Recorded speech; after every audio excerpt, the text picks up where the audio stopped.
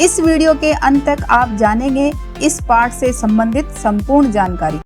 नमस्कार सभी को, हिंदी कला केंद्र में आपका स्वागत है। अगर आप इस चैनल पर नए हैं तो पहले इसको सब्सक्राइब करें व बेल आइकन को दबाना ना भूलें ताकि नए वीडियो का नोटिफिकेशन सबसे पहले आपको मिले। बच्चों, आज हम पढ़ने जा रहे हैं हमारी हिंदी की पुस्तक दुर्वा का पाठ 13, जिसका शीर्षक है नृत्यांगना सुधा चंद्रन, जिनकी जीवनी आज इस पाठ में पढ़ेंगे। इनको आपने टीवी सीरियल व कई फिल्मों में जरूर देखा होगा, जो बचपन में बहुत अच्छी नृत्यांगना थी।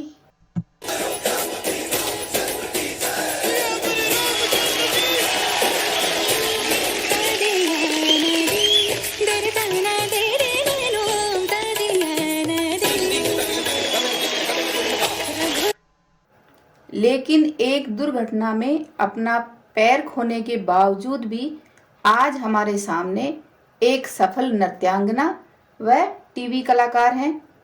उन्होंने अपना पैर खोया लेकिन अपने जीने का जज्बा नहीं। इनके बारे में थोड़ी सी जानकारी और लेते हैं। सुधा चंद्रन एक टेलीविजन अभिनेत्री और भरतनाट्यम नर्तकी हैं।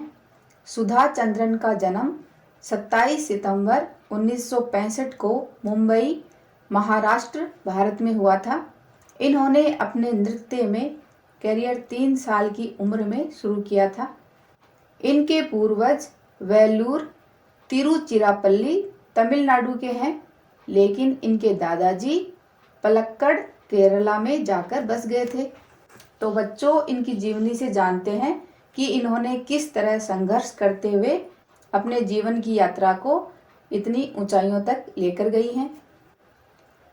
जीवन के किसी भी क्षेत्र में शिखर तक पहुंचने के लिए दृढ़ इच्छा शक्ति और कठिन परिश्रम की आवश्यकता पड़ती है। तो बच्चों, ये बात तो आपने जरूर सुनी होगी कि किसी भी चीज में या किसी भी क्षेत्र में सफलता पाने के लिए हमें क्या चाहिए? दृढ़ इच्छा शक्ति, कठिन परिश्रम की आवश्यकता होती है। शिखर का अर्थ है चोटी, लेकिन यहाँ पर सफलता की ऊंचाइयों से अर्थ है। दृढ़ इच्छा शक्ति यानी पक्का इरादा। तो हमें जीवन के किसी भी क्षेत्र में सफलता पाने के लिए पक्का इरादा और कठिन परिश्रम की आवश्यकता होती है। कई लोग ऐसे भी हुए हैं जिन्होंने शारीरिक अक्षमता के बावजूद संघर्ष किया है। शारीरिक अक्षमता, अभाव या कमी, यानी वो शरीर से भी उनमें कुछ कमी हो, उसके बावजूद भी संघर्ष किया है, यानी कठिन प्रयास किया है और लक्ष्य प्राप्त किया है। लक्ष्य यानी उद्देश्य, जो उन्होंने अपने जीवन में सोचा है उसको प्राप्त किया। किसके बावजूद? शारीरिक अक्षमता के बावजूद। ऐसा ही एक नाम है सुधा चंद्रन। पैर खराब होने के बावजूद वह चोटी की नृत्यांगना बनी। चोटी की नृत्यांगना से अर्थ है कि वह उच्च कोटि की यानी अव्वल दर्जे की नृत्यांगना बनी। सुधा चंद्रन की माता श्रीमती थंगम एवं पिता श्री के डी चंद्रन की हार्दिक इच्छा थी कि उनकी पुत्री राष्ट्रीय ख्याति की नृत्यांगना बने। राष्ट्रीय ख्याति यानी यश और शोहरत, तो राष्ट्रीय स्तर पर उनको प्रसिद्धि मिले, ऐसी वो नृत्यांगना बने। इसलिए चंद्रन दंपत्ति ने सुधा को 5 वर्ष की अल्पायु यानी कम उम्र में ही मुंबई के प्रसिद्ध नृत्य विद्यालय कला सदन में प्रवेश दिलवाया। पहल तो नृत्य विद्यालय के शिक्षकों ने इतनी छोटी उम्र की बच्ची के दाखिले यानी उसके प्रवेश में हिचकिचाहट महसूस की। हिचकिचाहट, थोड़ा उनको संकोच हुआ कि इतना छोटा बच्चा कैसे कर पाएगा। किंतु सुधा की प्रतिभा देखकर सुप्रसिद्ध नृत्य शिक्षक श्री के.एस. रामास्वामी भागवतार ने उसे शिष्या के रूप में स्वीकार कर लिया, यानी उसे अपनी शिष्या बना लिया और सुधा उनसे नियमित प्रशिक्षण प्राप्त करने लगी। नियमित प्रशिक्षण, ठीक समय से दी जाने वाली व्यवहारिक शिक्षा यानी रेगुलर ट्रेनिंग उनसे मिलने लगी। जल्द ही सुधा के नृत्य कार्यक्रम विद्यालय के आयोजनों में होने लगे। नृत्य के साथ साथ अध्ययन में भी सुधा ने अपनी प्रतिभा दिखाई। लेकिन सुधा के स्वप्नों की इंद्रधनुषी दुनिया में एकाएक 2 मई 1981 को अंधेरा छा गया। अंधेरा छा जाने का अर्थ है जीवन संकटग्रस्त होना। ये एक मुहावरा भी है। और सुधा के स्वप्नों की इंद्रधनुषी दुनिया यानी वो जिस तरह अपनी सपनों की दुनिया में खोई हुई आगे लगातार बढ़ती जा रही थी, उसमें अचानक एक झटका लग गया। क्या हुआ था? 2 मई को तिरुचिरापल्ली से मद्रास जाते समय उनकी बस दुर्घटनाग्रस्त हो गई। दुर्घटनाग्रस्त यानी बुरी घटना होना। इस दुर्घटना में सुधा के बाएं पांव की एड़ी टूट गई और दायां पांव बुरी तरह जख्मी हो गया यानी घायल हो गया।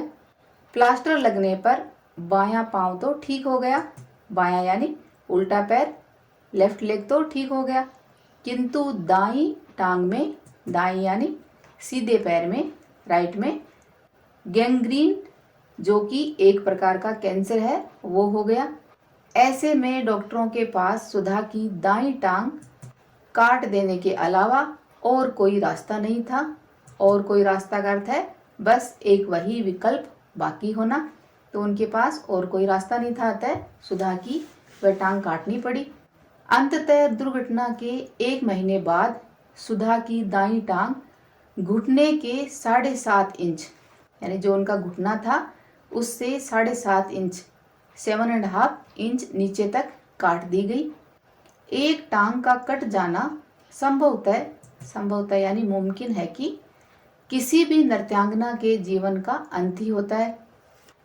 तो अगर किसी नृत्यांगना की एक टांग कट जाए तो लगभग ऐसे समझो कि उसके जीवन का यानी उसके नृत्य का अंत ही हो गया।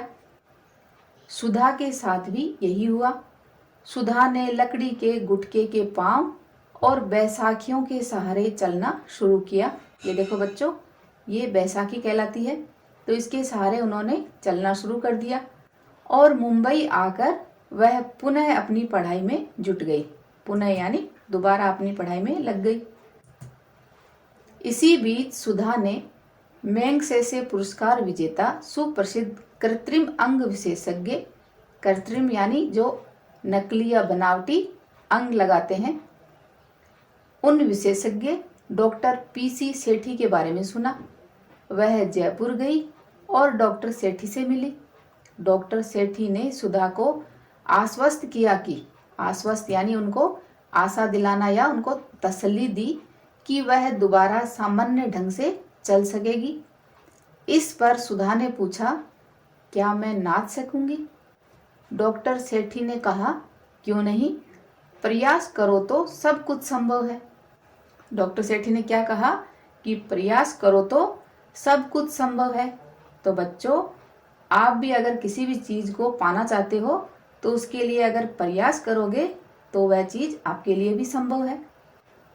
डॉक्टर सेठी ने सुधा के लिए एक विशेष प्रकार की टांग बनाई जो एल्यूमिनियम की थी और इसमें ऐसी व्यवस्था थी कि, व्यवस्था यानी उसमें इस तरह का इंतजाम किया कि वह टांग को आसानी से घुमा सकती थी। सुधा एक नए विश्वास के साथ मुंबई लौटी और उसने नृत्य का अभ्यास शुरू करना चाहा, किंतु इस प्रयास में कटी हुई टांग से खून निकलने लगा। कोई भी सामान्य व्यक्ति इस तरह की घटना के बाद दोबारा नाचने की हिम्मत कतई नहीं करता, किंतु सुधा साधारण मिट्टी की नहीं बनी थी। कहने का अर्थ है कि वह जिद्दी स्वभाव की थी कि जो ठान लिया उसको पूरा करना ही है। अगर कोई भी साधारण व्यक्ति होता तो इस तरह उसके साथ होता तो वह जल्दी से हार मान लेता। तो यहाँ कहने का अर्थ है कि सुधा हार मानने वाले लोगों में से नहीं थी। जल्दी ही उसने अपनी निराशा पर काबू प्राप्त किया और अपने नृत्य प्रशिक्षक जो उनको प्रशिक्षण देने वाला था, उनको साथ लेकर डॉक्टर सेठी से पुनः मिली।